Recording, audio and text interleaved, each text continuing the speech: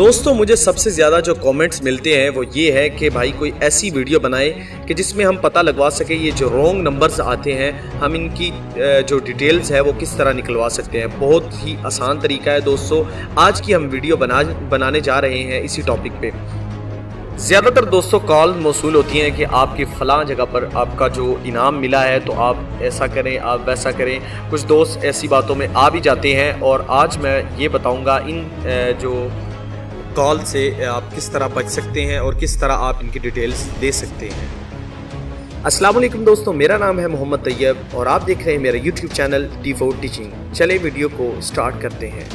दोस्तों आपके पास कोई एंड्रॉयड मोबाइल होना लाजमी नहीं है। आपके पास अगर सिंपल मोबाइल है तो आप जाएं अपने डायलर के अंदर और आपने वहां जाकर डायलर के अंदर डायल करना है *773#।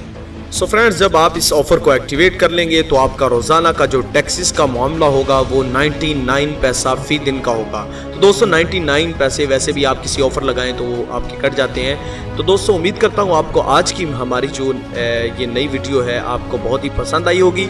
अगर पसंद आई है तो इसे लाइक, शेयर और मेरे चैनल को सब्सक्राइब करना मत भूलिएगा। वस्सलाम पाकिस्तान।